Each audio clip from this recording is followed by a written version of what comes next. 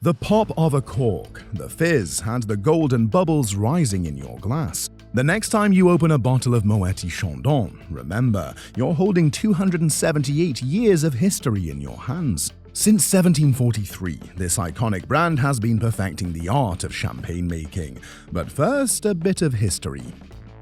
Moët Chandon was founded in 1743 by Claude Moet in Épernay, France. Initially, the house focused on supplying champagne to the French aristocracy, and by the late 18th century, it had gained favor with figures like King Louis XV and Napoleon Bonaparte. In 1833, after Pierre-Gabriel Shandon joined the business, the company was renamed Moët Chandon.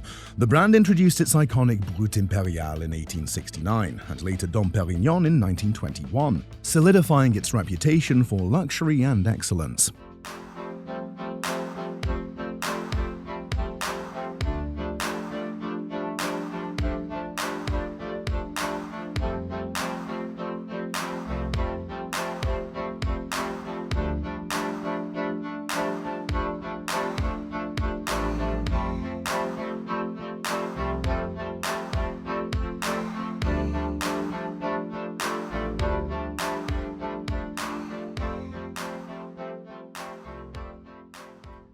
Let's take you inside the vineyards where Moët Chandon's luxury begins, the carefully selected plots across Champagne. These aren't ordinary grape fields, they're the birthplace of excellence in a bottle. Growing these grapes is like tending a demanding garden. The weather in Champagne can be unpredictable and harsh, making it a challenge to produce the perfect fruit. Imagine a late spring frost nipping at tender buds or summer hailstorms threatening to damage the delicate grapes. But Moët Chandon has some tricks up its sleeve. The vines are planted on slopes to protect from frost and maximize sun exposure, creating ideal conditions for the grapes to develop their unique flavors. Each vine is carefully tended by hand throughout the year to ensure optimal growth. You'd be amazed at the attention to detail. Even the soil composition is regularly tested and adjusted. It's like each grape has its own personal caretaker, making sure it grows up to be the best version of itself. This meticulous care results in grapes with the perfect balance of acidity and sweetness. Think of it as nature's own recipe for the perfect champagne, carefully nurtured by human hands. But the journey of these grapes is just beginning.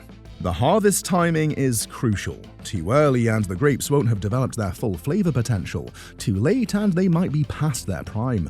Moët Chandon's experts keep a close eye on the grapes, testing them regularly to determine the perfect moment for harvest. As the grapes are picked, they're carefully placed in small baskets to prevent premature crushing. This might seem like overkill, but it's crucial for maintaining the quality of the juice. Any early crushing could lead to oxidation, affecting the final taste of the champagne. The vineyard's location plays a significant role in shaping the champagne's character. The unique combination of soil, climate, and topography in each plot contributes to the terroir, giving Moët Chandon's champagnes their distinctive flavors and aromas.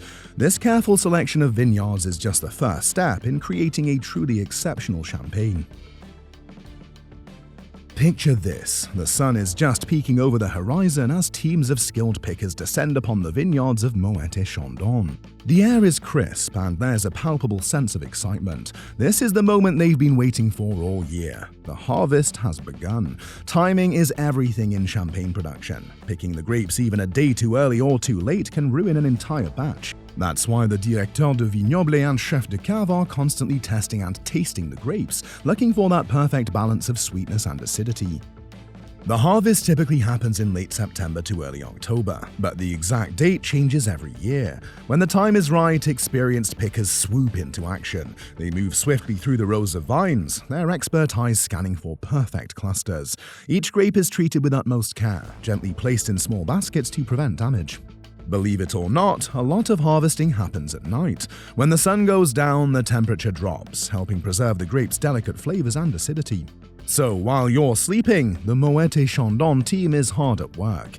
Once picked, the grapes are quickly transported to pressing centers. Speed is crucial. The faster the grapes get pressed, the fresher the juice. At the centers, the grapes undergo another vigorous selection process. Any clusters that don't meet the high standards are discarded. You might wonder why they're so picky. Well, the quality of these grapes directly affects the final champagne. Only the best of the best will do for Moët Chandon. This careful selection ensures that every bottle maintains the high standards they're known for. The hand-picked grapes are pressed to extract their juice, which then undergoes fermentation. This process transforms the grape juice into wine, setting the foundation for the champagne's flavor profile. The attention to detail at every step, from vineyard to bottle, is what makes Moët Chandon champagne so special. Imagine the blending process at Moët Chandon as composing a grand symphony, with each wine representing a unique instrument. The chef de cave, or head winemaker, is the maestro, carefully selecting and combining wines to create a harmonious and complex champagne year after year. Here's how it works. The chef de cave tastes and mixes the current year's wines with reserve wines from previous years.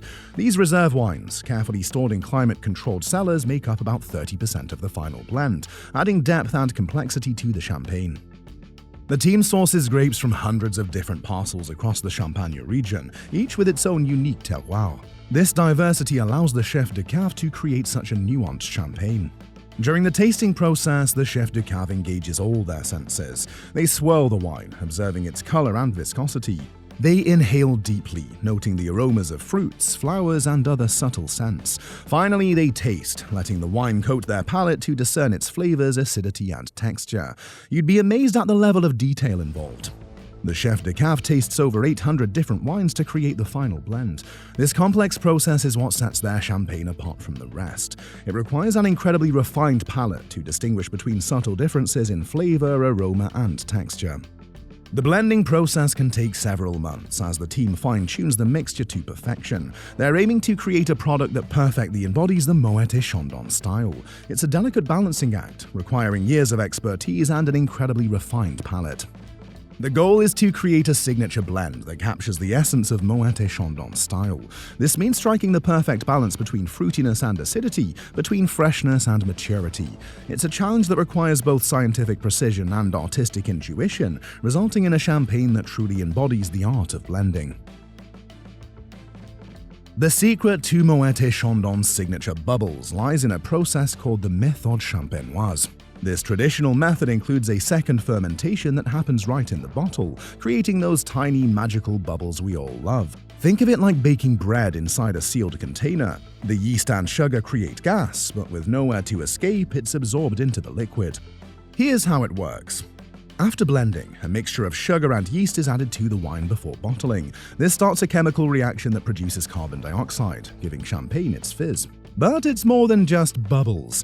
The second fermentation adds complexity to the flavor and aroma of the champagne. You'd be amazed at the patience required for this process. Moët Chandon ages their imperial brut for at least 24 months in vast chalk cellars in Épernay. These cellars stretch for 28 kilometers and can hold up to 200 million bottles. During this time, the bottles undergo riddling, or remouage in French. This involves gradually turning and tilting the bottles to collect sediment in the neck. The next step is disgorgement. The neck of the bottle is frozen, trapping the sediment in a small ice plug. When opened, the pressure forces this plug out, leaving behind clear champagne. A small amount of wine and sugar, known as the dosage, is added to replace the lost liquid and balance the acidity. Temperature plays a crucial role in bubble formation and taste. Warmer champagne releases bubbles faster, while cooler temperatures slow the process, affecting the release of aromas and flavors. The ideal serving temperature is around 8 to 10 degrees Celsius, 46 to 50 degrees Fahrenheit for optimal bubble formation and taste. Recent research has revealed that champagne bubbles have unique properties. They tend to rise in straight lines, unlike bubbles in other carbonated drinks. This is because flavor molecules attach to the bubbles, altering their dynamics as they ascend. It's like this dance of bubbles that helps release the champagne's aroma, enhancing your drinking experience. The size of the bubbles matters too. Moët Chandon champagne is known for its fine, persistent bubbles, resulting from the slow and gentle second fermentation. It's this attention to detail that ensures every sip is a luxurious experience. Reflecting on the journey from grape to glass, Moët Chandon's centuries of expertise have shaped the champagne industry. Their innovative techniques and sustainability efforts influence winemakers worldwide.